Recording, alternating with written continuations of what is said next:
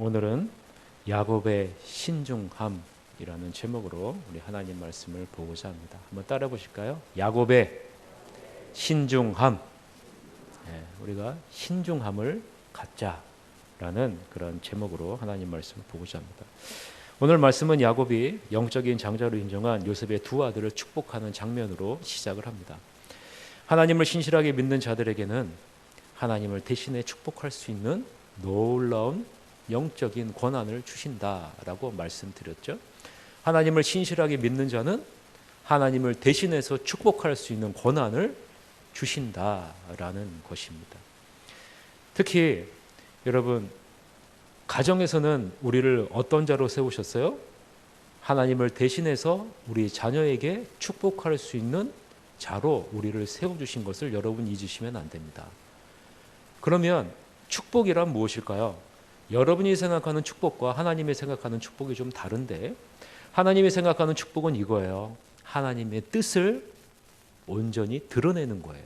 한번 따라해 보세요. 하나님의 뜻을, 하나님의 계획을 온전히 드러내는 것, 이것이 축복입니다. 여러분을 가정의 우두머리로, 부모로 세우고 자녀를 주신 것은 뭐냐면 끊임없이 하나님의 뜻을, 하나님의 계획을, 하나님의 마음을 자녀에게 드러내도록 하기 위해서 여러분을 세우신 것이다 라는 거예요. 그래서 여러분은 가정에서 하나님을 대신해서 축복할 수 있는 권한이 있다라는 거예요. 그러면 여러분, 하나님의 뜻을 전하려면 부모된 우리들이 어떻게 해야 돼요? 하나님의 뜻을 알아야 될까요? 몰라야 될까요? 알아야죠. 하나님의 뜻을 알아야죠. 그렇기 때문에 부모된 우리들이 어떻게 해야 돼요? 매일마다, 매 순간마다 하나님 앞에, 하나님의 말씀 앞에 서야 된다라는 것입니다. 그래서 우리가 오늘 본문을 통해서 몇 가지 영적인 유익을 나누고자 합니다. 오늘 본문은 이스라엘이 야곱이죠. 야곱이 요셉의 아들들을 보고 누구냐라고 묻는 장면으로 시작을 합니다. 이미 야곱은 영적인 장자로 요셉을 인정했고 장자에게 주는 두 배의 축복을 선포해서 요셉의 두 아들을 아들이 므낫세와 에브라임을 요셉 대신 장자 자신의 양자로 삼은 것을 우리는 앞부분에서 살펴보았습니다. 이제 요셉의 두 아들을 축복하려고 하는데 이 야곱이 갑자기 뜬금없이 이렇게 이야기를 합니다. 그것은 요셉의 두 아들들을 보면서 이 아들이 누구냐, 이들이 누구냐라고 묻는 거예요. 분명히 두 아들이 요셉과 함께 온 줄을 알고 있고 자기 앞에 서 있는 것도 알고 있는데 이 야곱은 다시 한번 묻는 거예요. 이들이 누구냐라고 묻습니다. 야곱이 이렇게 했을까? 여러분, 질문을 해볼 필요가 있죠. 분명히 있는 것도 알고 온 것도 알고 장자의 축복까지 선언했는데 왜 갑자기 이들이 누구냐라고 물었을까? 이것은 야곱의 평생 마음에 다짐하고 있는 것이 있기 때문에 그렇습니다. 야곱은 77년 동안 아버지 이삭과 함께 살면서 하나님이 약속하신 장자의 축복을 누리지 못하면서 살았어요. 분명히 태중에 있을 때서부터 하나님은 야곱을 장자로 인정했음에도 불구하고 야곱은 늘 형 에서의 그늘에 가려서 살아야만 했습니다. 창세기 25장 21절에서부터 26절에 보면은 하나님이 야곱을 영적인 장자로 선택했다라는 것을 우리가 알 수 있죠. 보세요. 이삭의 그의 아내가 임신하지 못하므로 그를 위하여 여호와께 간구하며 여호와께서 그의 간구를 들으셨으므로 그의 아내 리브가가 임신하였더니 그 아들들이 그의 태 속에서 서로 싸우는지라. 그가 이르되 이럴 경우에는 내가 어찌할꼬 하고 가서 여호와께 묻자온대. 여호와께서 그에게 이르시되 두 국민이 내 태중에 있구나. 두 민족이 내 복중에서부터 나누이리라. 이 족속이 저 족속보다 강하겠고 큰 자가 어린 자를 섬기리라 하셨더라. 그 해산 기한이 찬즉 태에 쌍둥이가 있었는데 먼저 나온 자는 붉고 전신이 털옷 같아서 이름을 에서라 하였고 후에 나온 아우는 손으로 에서의 발꿈치를 잡았으므로 그 이름을 야곱이라 하였으며 리브가가 그들을 낳을 때에 이삭이 60세였더라. 지금 이 본문에 보면 분명히 하나님이 뭐라고 말씀합니까? 이 족속이 저 족속보다 강하겠고 큰 자가 어린 자를 섬기리라 라고 분명하게 말하고 있습니다. 하나님은 태중에 있을 때서부터 야곱을 실질적인 영적인 장자로 선포했음을 우리는 볼 수가 있죠. 그러나 이삭은 하나님의 뜻과는 다르게 야곱보다 에서를 더 사랑했고 에서를 실질적인 장자로 생각하고 축복하려 했던 모습을 우리는 기억합니다. 창세기 25장 20절 28절을 보세요. 그 아이들이 장성함에 에서는 익숙한 사냥꾼이었으므로 들사람이 되고 야곱은 조용한 사람이었으므로 장막에 거주하니 이삭은 에서가 사냥한 고기를 좋아함으로 누구를 사랑해요? 에서를 사랑하고 라고 이렇게 얘기하죠. 리브가는 야곱을 사랑했다라고 말합니다. 결국 야곱은 팥죽으로 형을 속이고 염소 새끼 가죽으로 아버지 이삭을 속여 장자의 권리와 축복을 얻어내는 것을 우리는 알고 있죠. 야곱은 아버지 이삭을 보면서 평생 다짐했어요. 무엇을 다짐했을까요? 나는 절대로 나이가 들어 눈이 흐려지더라 할지라도 영적인 일들을 분별하는 눈은 흐려지지 않아야 되겠다라는 그런 다짐입니다. 왜냐하면 하나님이 하시는 일에 대한 영적인 안목이 흐려진 이삭이 사회적인 통념과 자신의 주관적인 판단으로 형 에서를 영적인 장자로, 실질적인 장자로 인정하려고 했기 때문에 그런 것이죠. 창세기 22장 1절서부터 4절을 보세요. 이삭이 나이 많아 눈이 어두워 잘 보지 못하더니 맏아들 에서를 불러 이르되 내 아들아 하매 그가 이르되 내가 여기 있나이다 하니 이삭이 이르되 내가 이제 늙어 어느 날 죽을는지 알지 못하니 그런즉 내 기구 내 화살통과 활을 가지고 데려가서 나를 위하여 사냥하여 내가 즐기는 별미를 만들어 내게로 가져와서 먹게 하여 내가 죽기 전에 내 마음껏 내게 축복하게 하라라고 말씀하죠. 아버지 이삭이 했던 실수를 자신은 절대로 반복하지 않겠노라라고 평생 다짐한 사람이 누구냐? 바로 야곱이라라는 거예요. 나는 나이 많아 내 눈이 흐려진다 할지라도 영적인 눈만큼은, 영적인 분별력, 영적인 판단력만큼은 절대로 흐려지지 않으리라라고 다짐한 인물이 바로 야곱이라라는 거죠. 자, 여러분 오늘 본문을 보세요. 오늘 본문을 보니 어느덧 야곱도 나이가 들어 아버지 이삭과 같이 눈이 어두워진 것을 우리는 보게 됩니다. 자, 10절 우리 다 같이 읽어봅시다. 본문 10절 시작. 이스라엘의 눈이 나이로 말미암아 어두워서 보지 못하더라. 요셉이 두 아들을 이끌어 아버지 앞으로 나가니 이스라엘이 그에게 입맞추고 그들을 안고 라고 기록하고 있어요. 자, 여러분 세월은 여러분 우리가 막을 수 있습니까? 여러분 세월을 이길 수 있습니까? 아니요. 자, 여러분 나이가 들므로 인해서 세월이 흐름으로 인해서 가장 먼저 노화가 시작되는 곳이 어디라고 얘기해요? 눈이라고 얘기합니다. 눈이 가장 먼저 노화하기 시작한다라고 이야기를 해요. 자, 여기서 눈이 어두워서 보지 못했다라는 것은 완전히 실명했다라는 의미의 단어가 아닙니다.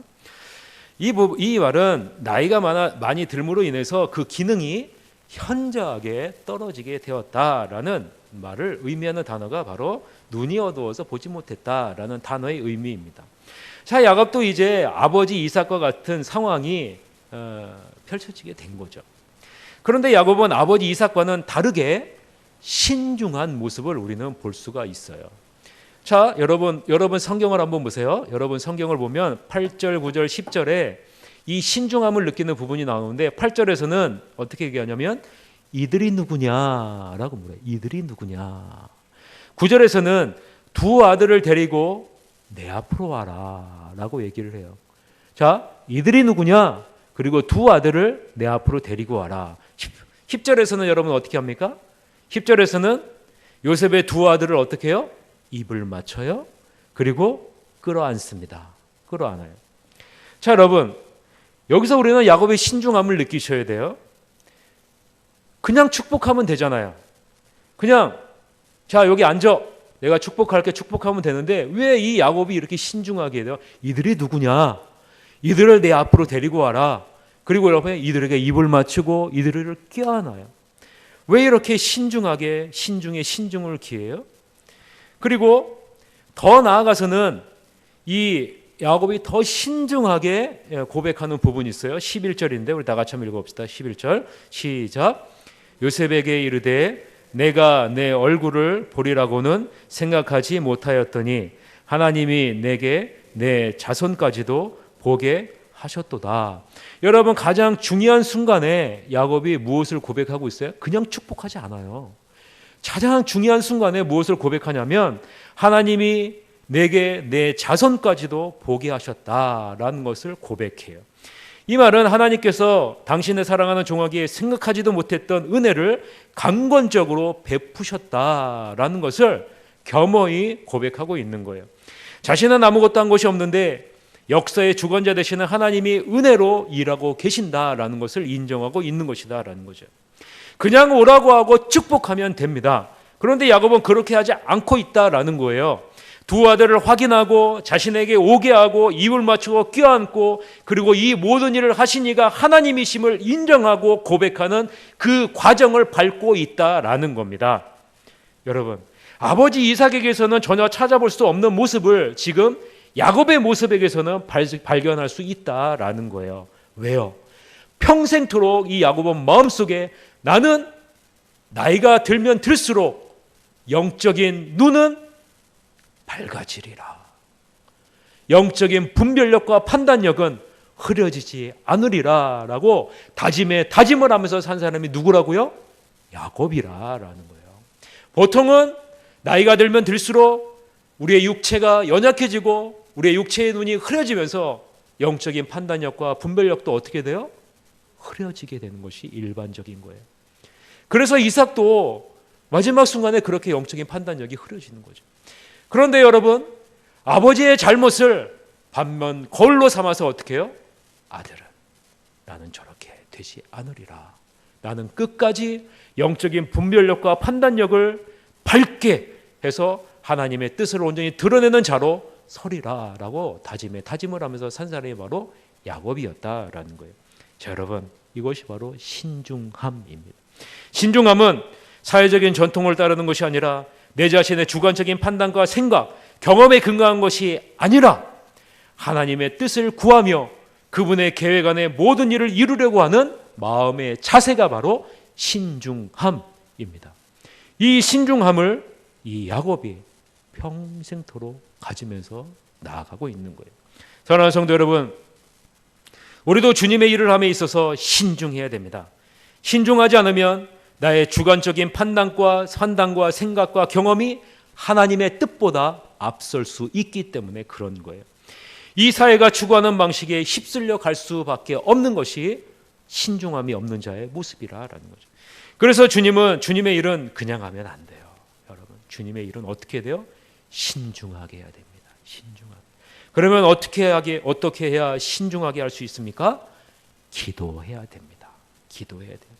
왜냐하면 기도는 하나님의 뜻에 나의 뜻과 방향을 맞추는 것이기 때문에 그렇습니다. 다 같이 한번 따라 볼까요? 기도는 하나님의 뜻에 나의 뜻과 방향을 맞추는 것이다. 예, 맞추는 것이다라는 거예요. 이것이 바로 기도예요. 그래서요, 신중함을 가지려면 기도는 반드시 있어야 되는 것이죠. 지금 야곱이 이것을 하고 있는 거예요. 요셉의 자녀들을 그냥 축복하면 됩니다. 이제 내가 축복하려 해. 그러니까 데리고 와. 머리에 손을 얹고 그냥 축복하면 돼요. 그런데 야곱은 그렇게 하지 않고 있다라는 거예요. 왜요? 아버지의 모습을 보았기 때문에 그렇습니다. 아무리 신앙이 좋아도 세월이 지나 육체가 점점 연약해지면, 눈이 침침해지면 영적인 판단력과 분별력이 약해지는 것을 보았기 때문에 그런 거예요. 그래서 야곱은 육적인 눈은 점점 어두워지지만 영적인 일을 분별하는 눈만큼은 점점 밝아져 선택과 축복에 대한 하나님의 절대 주권을 깨닫는 자리에 나는 서겠다라는 몸부림을 70년 동안 몸부림치면서 싸우는 거예요. 그래서 어느덧 147세가 되었을 때, 이때에도 영적인 판단력과 분별력, 하나님의 뜻을 발견하고 나타내는 일에는 누구보다도 밝은 자리에 서 있을 수 있다라는 것이죠. 여러분, 우리는 참 말하기가 너무나도 쉬워요. 남을 판단하고 분별하는 게 너무나도 쉽습니다. 그러나 여러분, 오늘 본문에 있는 야곱의 모습을 보면 그렇게 하지 말라는 거예요. 남을 판단하고 분별하는 것, 하나님의 뜻을 드러내고 하나님의 일을 할 때 우리 어떻게 하라고요? 신중하게 하라는 거예요. 신중하게 하라는 거예요. 어떤 노력을 하면 신중할 수 있을까요? 오늘 보면 15절에 보면 비결이 나옵니다. 비결. 여러분 15절을 보면서 비결을 발견하시기 바라겠습니다. 다 같이 읽어봅시다. 15절 시작.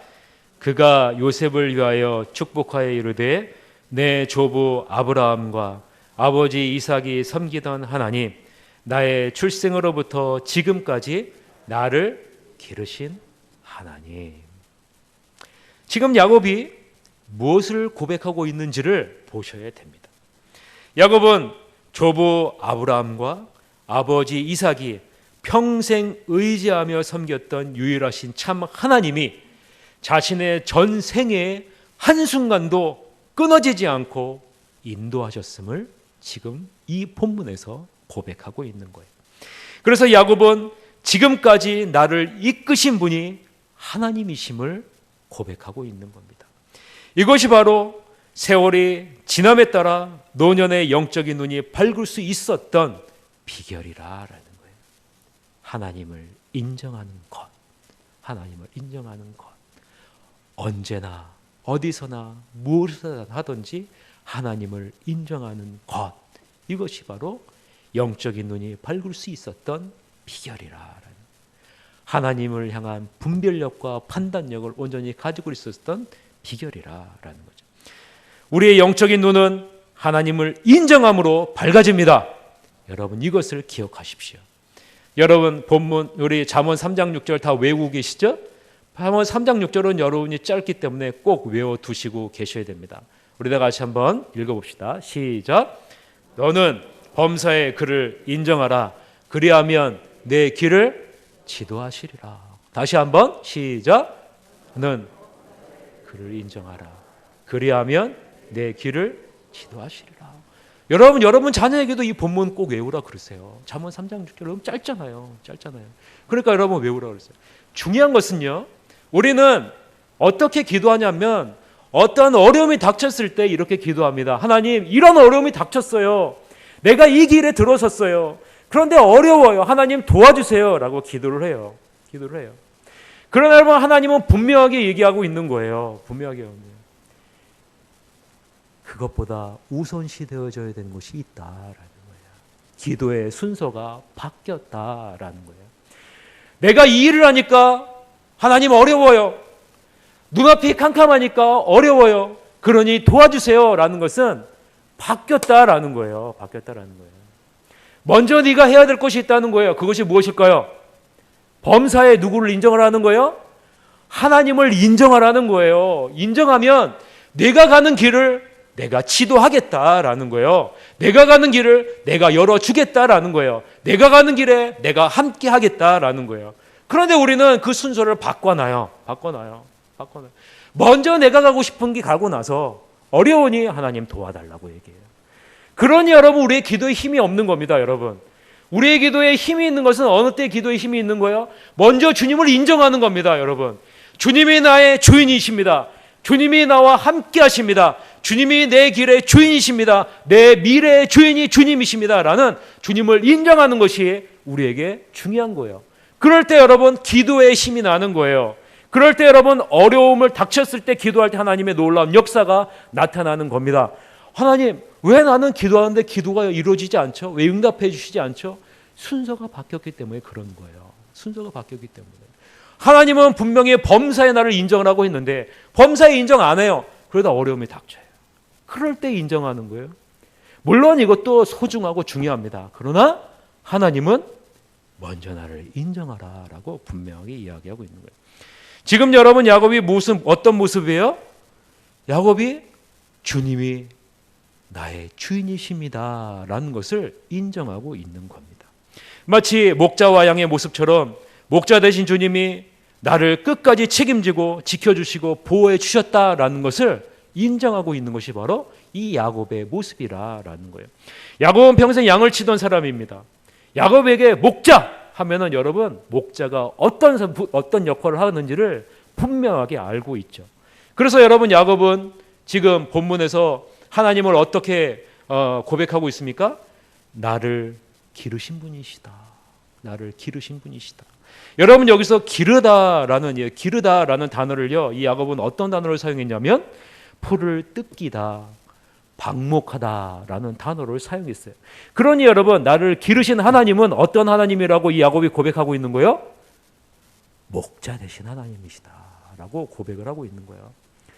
여호와 하나님은 나의 목자시다라고 고백하고 있는 거예요. 여러분, 다윗도 여호와 하나님을 무엇으로 고백했어요? 목자라고 고백했어요. 시편 23편 1절 2절 다 같이 한번 읽읍시다. 시작. 나의 목자시니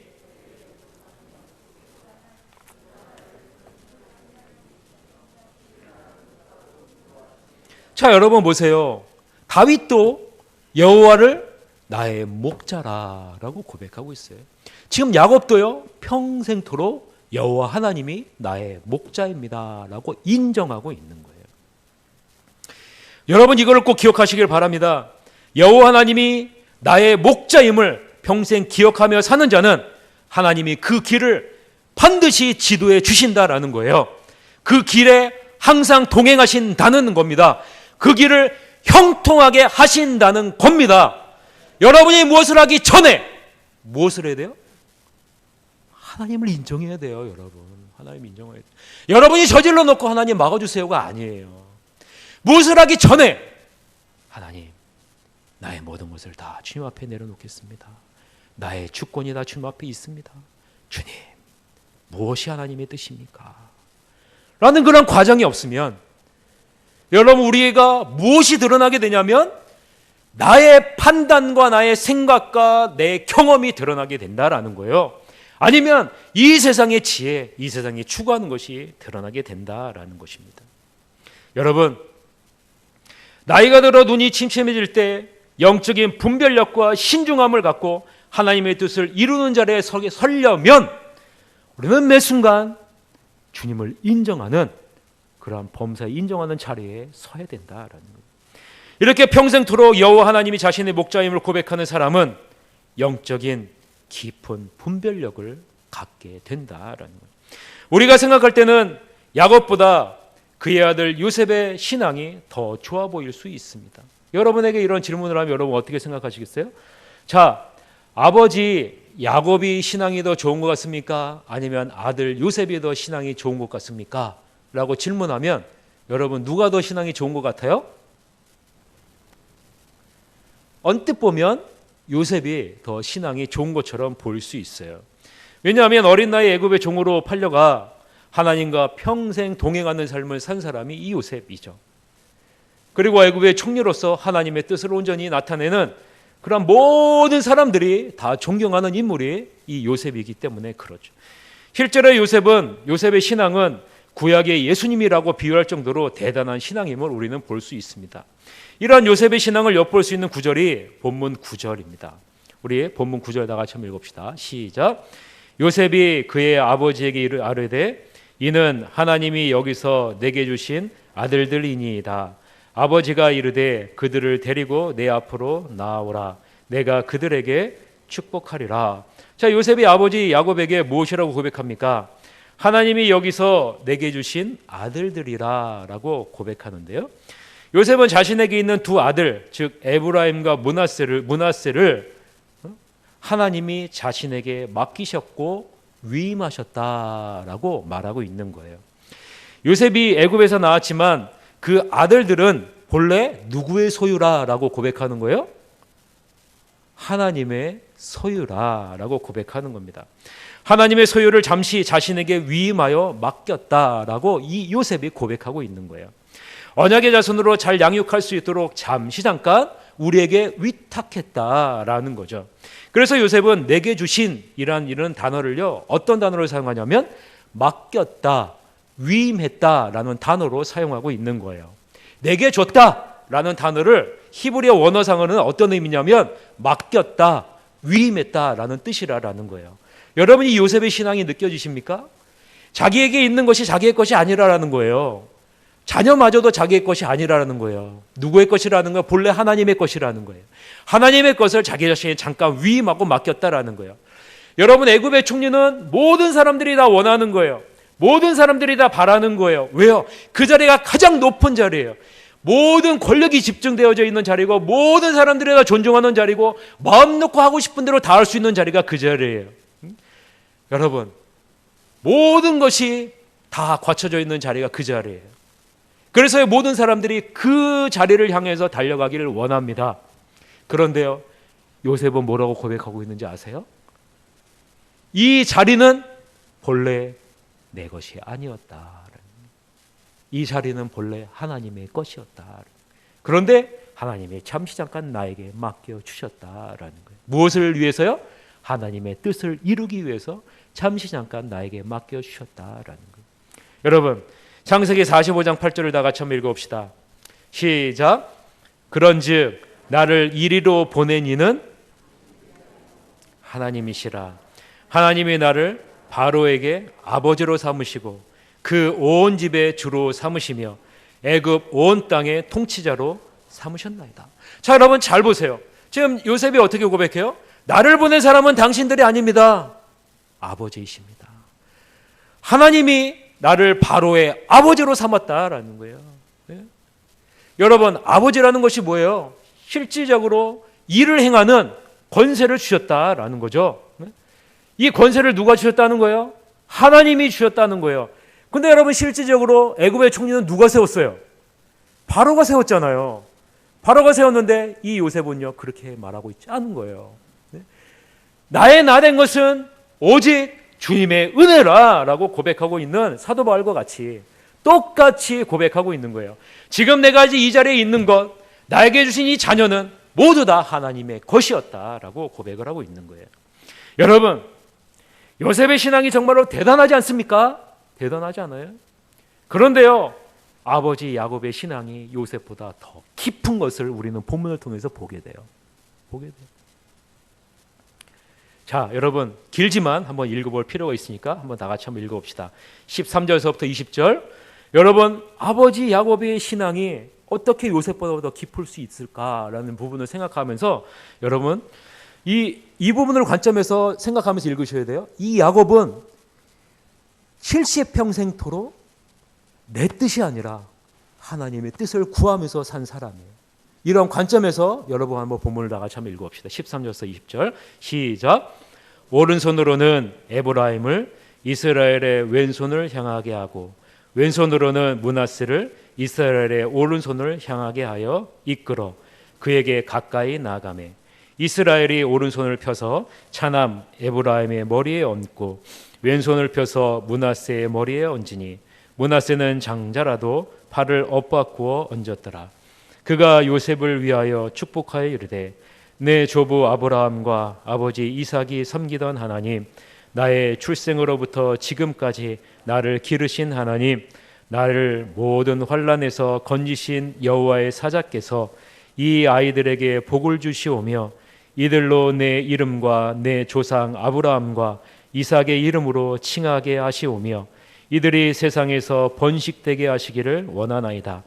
요셉이 그 아버지가 오른손을 에브라임의 머리에 얹은 것을 보고 기뻐하지 아니하여 아버지의 손을 들어 에브라임의 머리에서 므낫세의 머리로 옮기고자 하여 그의 아버지에게 이르되 아버지여 그리 마옵소서 이는 장자이니 오른손을 그의 머리에 얹으소서 하였더라.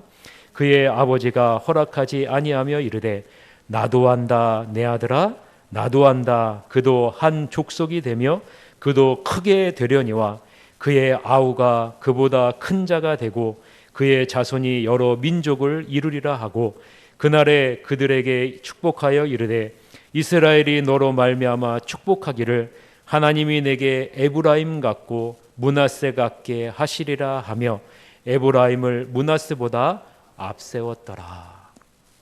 여러분 느껴지세요?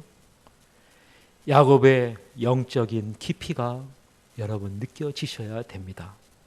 저는 이 본문을 읽으면서 온몸이 떨렸어요.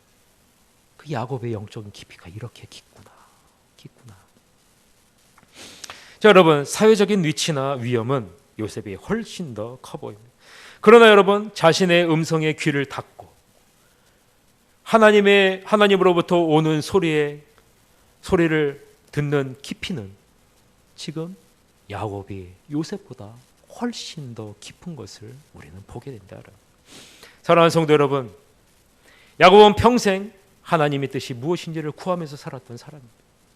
자신의 생각과 뜻을 내려놓고 하나님의 약속을 바라보며 살았던 사람이 바로 이 야곱이에요. 그러게 야곱은 삶의 마지막 순간에도 신중한 거예요. 이 세상으로부터 오는 소리에 귀를 닫고, 심지어는 요셉으로부터 오는 소리에도 귀를 닫고, 내 자신으로부터 오는 소리에도 귀를 닫고, 하나님께로부터 온 소리가 무슨 소리인가? 영적인 귀를 온전히 들고 듣고 있는 거예요. 혹여라도 자신의 뜻이 드러나 하나님의 영광을 가리지는 않을까 염려하면서 하고 있는 거죠. 이런 야곱의 마음이 담겨져 있는 단어가 무슨 단어인지 아십니까? 14절에 나오는 엇바꾸어라는 단어예요. 여러분 14절 다시 한번 읽어봅시다. 14절 시작.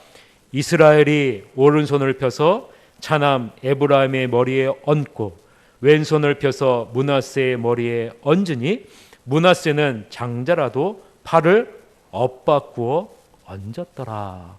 여러분 엇바꾸어라는 단어에 동그라미를 치세요. 엇바꾸어라는 단어. 여러분 굉장히 중요한 단어입니다. 지금 야곱이 어떻게 하고 있는지 아십니까? 보통 오른손을 장자의 머리에 얹고 왼손을 차자의 손에 얹어서 축복하는 것이 일반적인 모습입니다. 그래서 요셉은 의도적으로 오른손에 아버지의 오른손 쪽에 장자 므낫세를 앉혔고 왼손에 차자 에브라임을 앉혔어요. 이 말은 무슨 말입니까? 므낫세가 장자이니 장자에게 주는 축복을 하십시오라는 그러한 말이죠. 그러나 야곱은 어떻게 해요? 엇바꿨다라는 거예요. 엇바꿨다라는 거예요. 여러분 엇바꿨다라는 히브리어 시켈이라는 단어가 무슨 뜻인지 아십니까? 이 시켈이라는 뜻은요, 신중하다, 지혜롭다라는 단어예요. 엇바꿨다라는 시켈이라는 단어가 신중했다라는 거죠. 신중했다라는.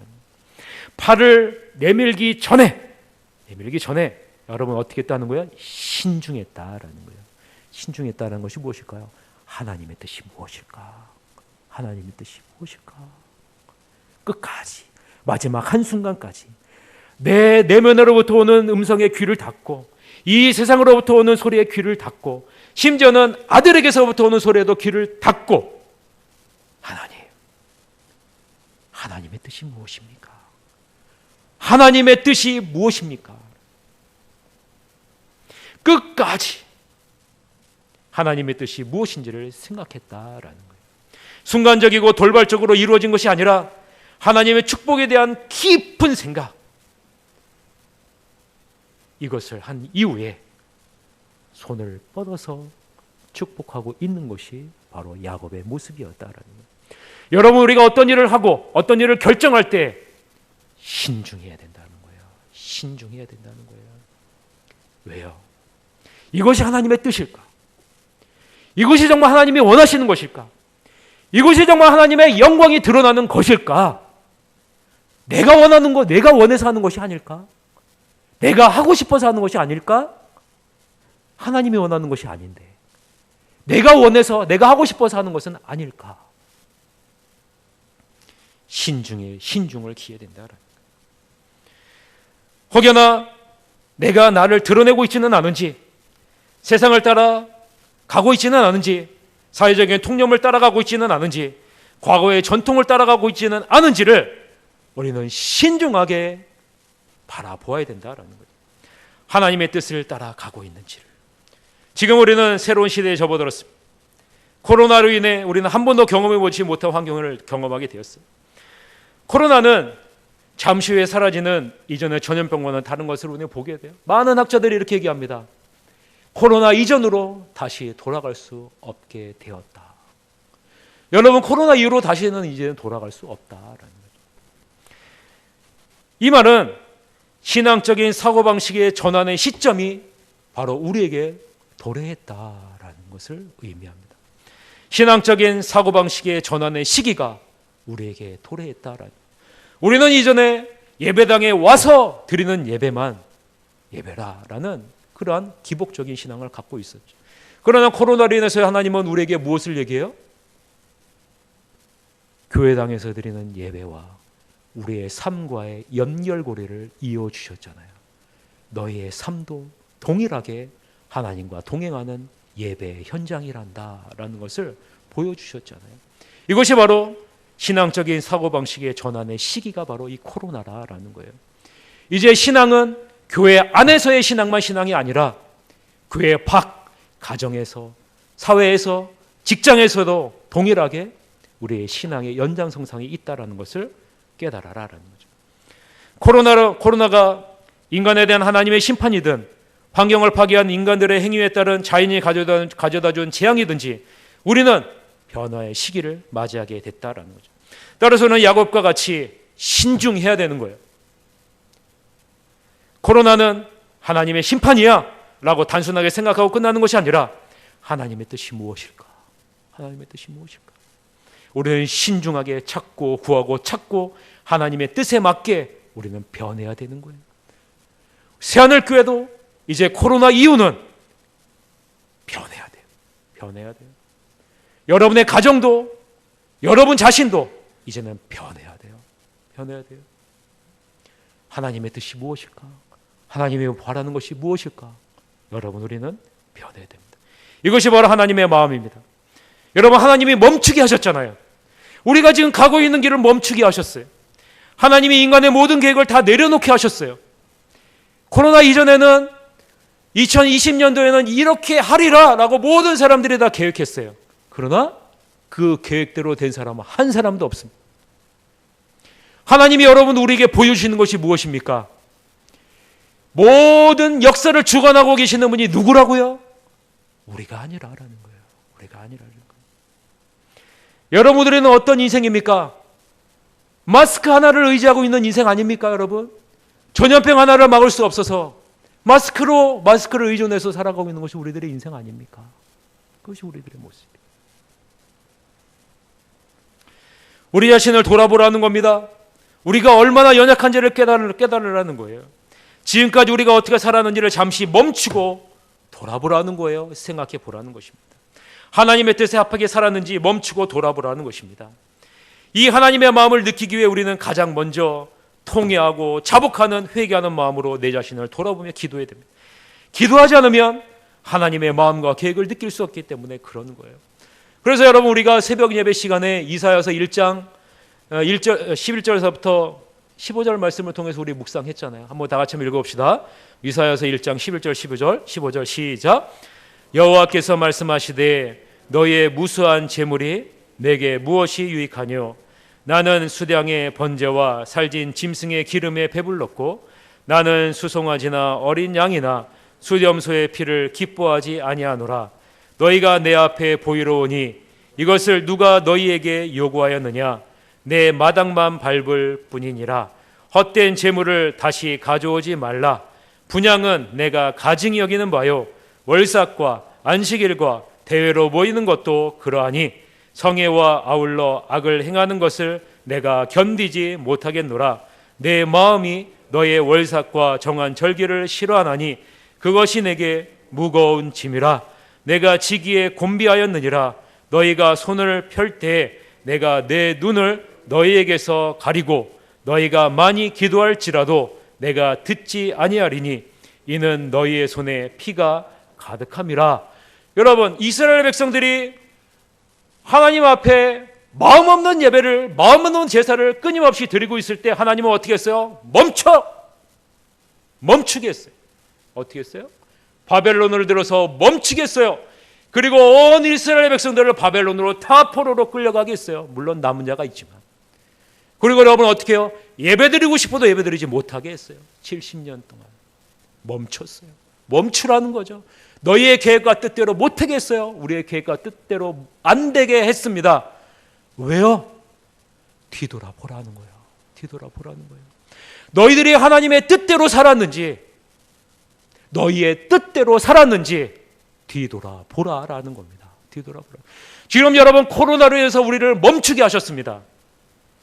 예배도 마음껏 드리지 못하고, 성경 공부도 마음껏 못하게 하고, 마음껏 찬양도 못하게 하고, 모든 것을 멈추게 했어요. 이때 우리는 어떻게 해야 될까요?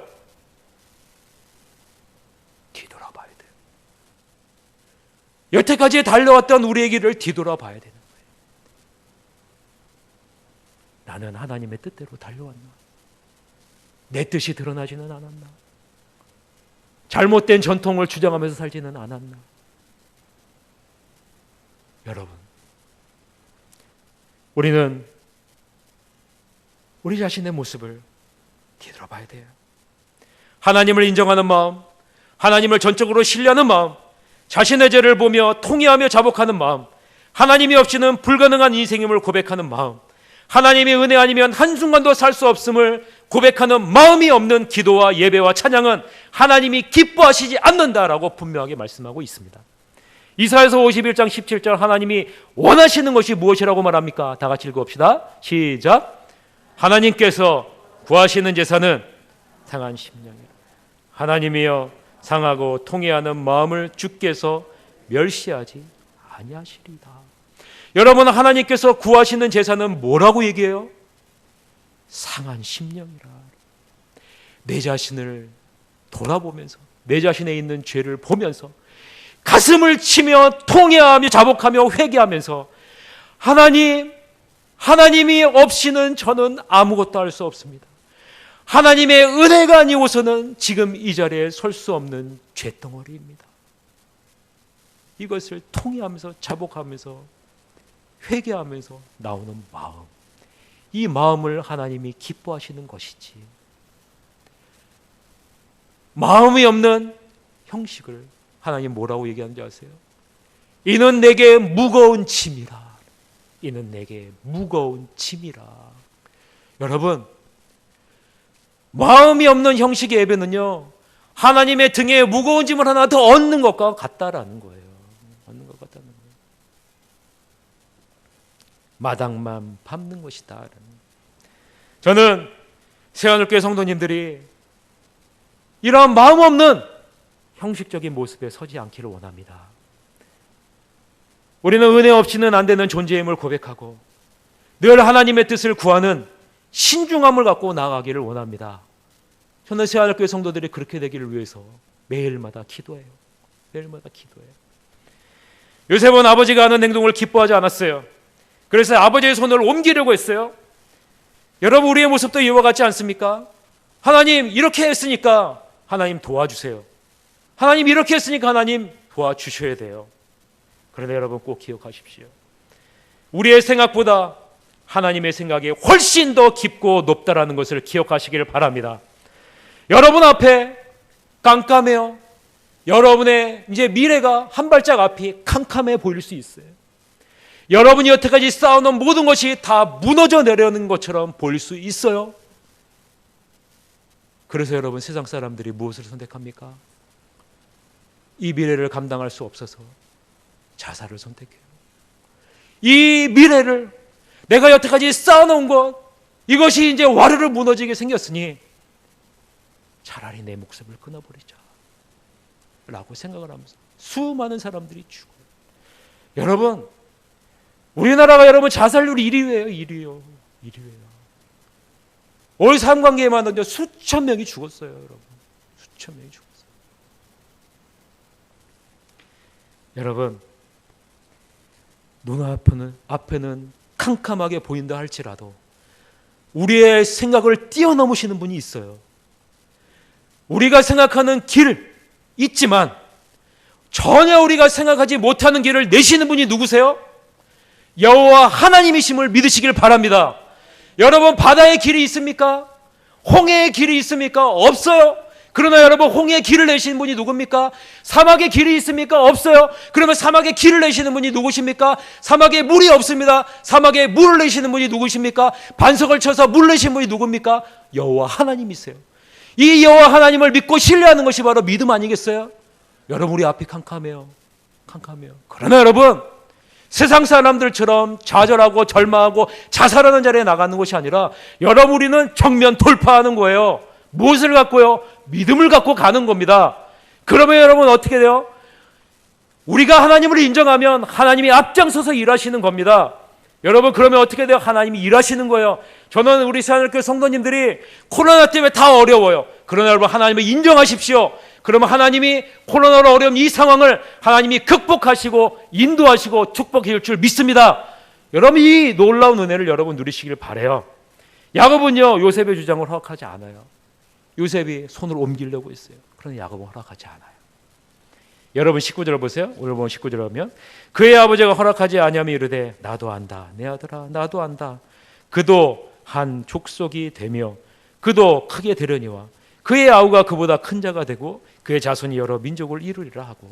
야곱은 말해요. 아들아 나도 알아. 그러나 내가 이렇게 끝까지 하나님의 뜻을 구하니 신중하게 보니 하나님의 뜻은 우리의 생각과는 다르단다. 신중함은 영적인 분별력을 갖게 합니다. 영적인 분별력은 하나님의 계획과 뜻이 무엇인지를 알게 하신다. 저는 새하늘교회 성도님들이 야곱과 같이 신중함을 갖게 되기를 간절히 소원합니다. 여러분, 신중함 우리 다 같이 한번 읽어볼까요? 신중함이 무엇인지 시작. 전통을 따르는 것이 아니라 내 자신의 주관적인 판단과 생각, 경험에 근거한 것이 아니라 하나님의 뜻을 구하며 그분의 계획 안에서 모든 일을 이루려는 마음의 자세이다. 여러분, 이것을요 여러분 꼭 기억해 두시기를 바라요. 제가 이 신중함에 대해서 정리해 놓은 거예요. 이 신중함이 여러분의 마음 가운데 그리고 여러분의 자녀 가운데 있다면 하나님이 우리의 앞길을, 여러분의 앞길을, 여러분의 자녀의 앞길을, 우리 새하늘교회의 앞길을 주장해 주실 줄 믿습니다. 여러분 이것을 위해서 기도하세요. 저는 오늘부터 이제 매일마다 우리 새하늘교회 성도님들이 이러한 신중함을 갖게 하여 주시옵소서라고 기도할 거예요. 여러분들도 여러분의 자녀를 위해서, 여러분을 위해서 기도해서 하나님 예비하신 놀라운 축복을 누리시기를 바랍니다. 이 신중함, 이걸 보시면서 여러분 신중함을 주시옵소서라고 여러분 통성으로 한번 기도하는 시간을 갖도록 하겠습니다. 여러분 기도하겠습니다. 사랑의 많으신 아버지 하나님, 이 시간에 아버지 하나님 이 야곱에게 있었던 신중함을 아버지 하나님 바라봅니다. 아버지 하나님,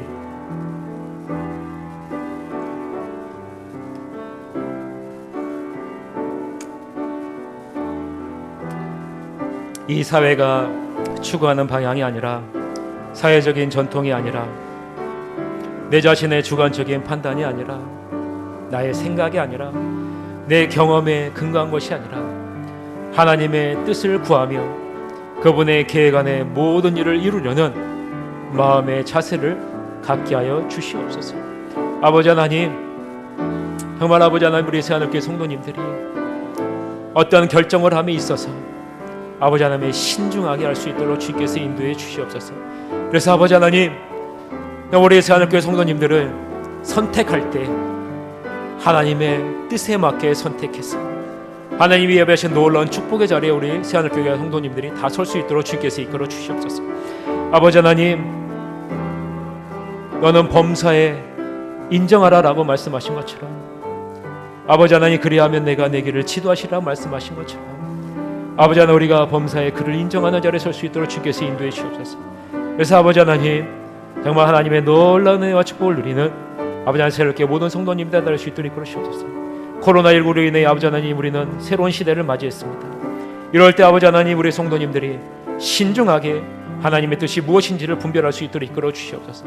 멈추게 하시고 뒤돌아보게 하여 주시고 생각하게 해주셨사오니 이제 아버지 하나님 우리의 뒤를 돌아보면서 앞으로는 하나님의 뜻이 무엇인지를 아버지 하나님 코로나19를 통해서 하나님이 원하시는 것이 무엇인지를 깨달아 알아서 하나님의 선하신 뜻을 온전히 드러내 하나님의 놀라운 은혜를 온전히 나타내는 복된 하나님의 자녀가 다 될 수 있도록 이끌어 주시옵소서.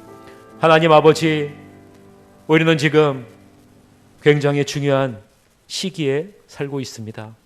코로나로 인해 모든 것을 멈추게 하시고 모든 계획을 다 내려놓게 하시고 우리의 뒤를 돌아보게 하셨습니다. 아버지 하나님, 우리 새하늘교회는, 우리 새하늘교회 성도님들은 하나님의 뜻에 합당하게 살아왔는지 아버지 하나님 뒤돌아봅니다. 아버지 하나님, 우리 자신의 모습을 아버지 하나님이여 뒤돌아볼 때 너무나도 연약하고 부족한 것을 주님 이 시간 고백합니다.